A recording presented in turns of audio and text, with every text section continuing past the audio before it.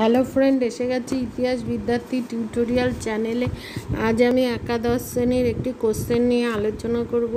আলোচনা শুরু করার আগে বলে রাখি যে তোমরা নোটটা দেখতে পাচ্ছ, চাইলে সেটা স্ক্রিনশট মেরে নিতে পারো। এবং আরেকটা কথা তোমাদের বলে রাখি যে তোমরা অবশ্যই চ্যানেলটা সাবস্ক্রাইব করো। কোশ্চেনটা হচ্ছে, আদিম মানুষের পরিযান বলতে কী বোঝো? আদিম মানুষের আন্তর্মহাদেশীয় পরিযানের কারণগুলো কী ছিল? পরিযান মানে তো তোমরা জানোই যে তারা আফ্রিকা থেকে বিভিন্ন অঞ্চলে কিভাবে ছড়িয়ে পড়েছিল এই আদিম মানুষ। আচ্ছা, প্রথমে পরিযান বলতে কী বোঝো? আধুনিক মানুষের পূর্বপুরুষের প্রাচীনতম নিদর্শন পাওয়া গেছে আফ্রিকায়।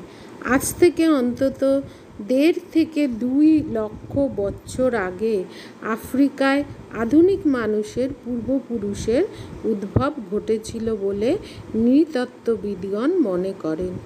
উদ্ভবের পর থেকে দীর্ঘকাল ধরে আফ্রিকার মাটিতেই আদিম মানুষের বসবাস ও বিবর্তনের ধারা অব্যাহত থেকেছে। এটা একটু বলে নিতে হবে। এরপরে পরিযান।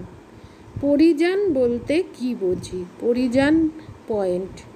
আফ্রিকায় সুদীর্ঘকাল বসবাস করার পরবর্তীকালে সেখানকার আদিম মানুষ প্রয়োজনের তাগিদে দূর দূরান্তের অজানা ভূখণ্ডের উদ্দেশ্যে যাত্রা করে এবং পৃথিবীর বিভিন্ন মহাদেশীয় ভূখণ্ডে ছড়িয়ে পড়ে।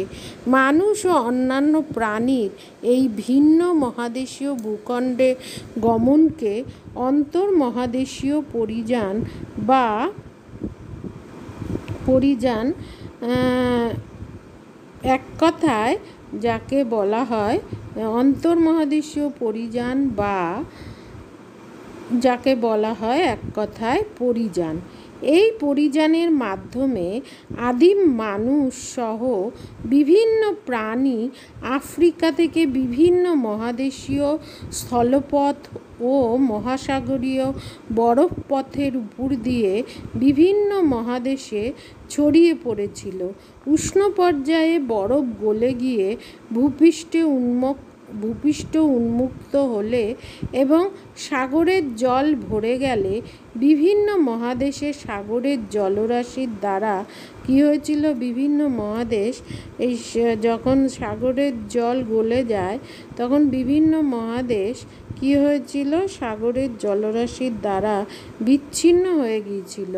প্রাচীন জীবাশ্মের সঙ্গে বর্তমানকালের বিভিন্ন জাতিগোষ্ঠীর মানুষের ডিএনএর তুলনামূলক আলোচনা করে আদিম মানুষের পরিযান সম্পর্কে বিভিন্ন তথ্য পাওয়া গেছে।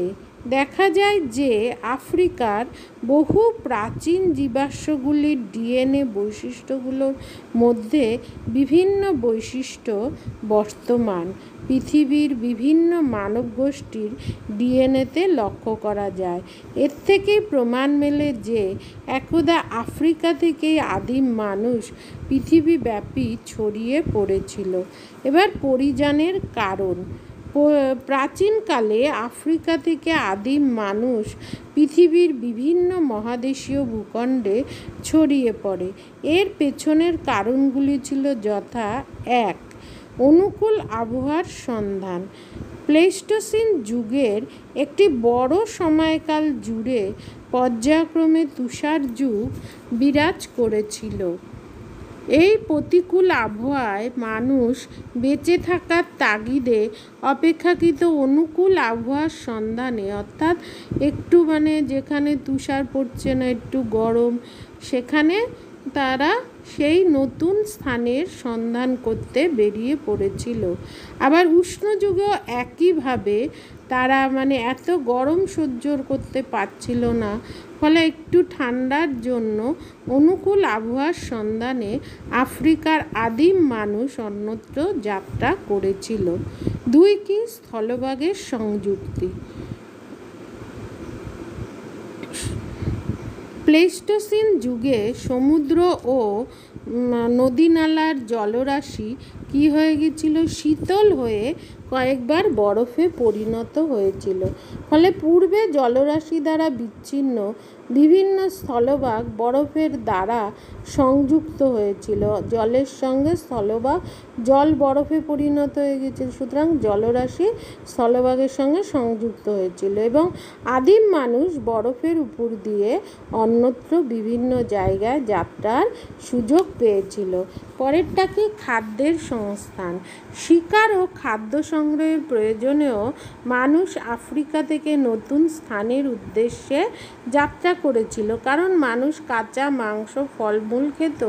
আফ্রিকায় জনগণের সংখ্যা বেড়ে যাওয়ায় তারা ফলমূল খাদ্য সংগ্রহের প্রয়োজনে, তারপরে মাংস শিকার করার জন্য এখানে মানুষ আফ্রিকা থেকে নতুন স্থানের উদ্দেশ্যে যাত্রা করেছিল।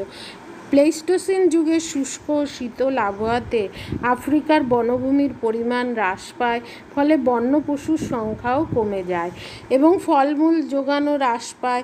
শিকার করার মতো পশুর সংখ্যা কমে গেলে খাদ্যের অনিশ্চয়তা দেখা দেয়।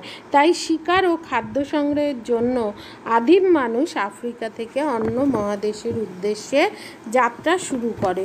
অন্যান্য কারণ 4।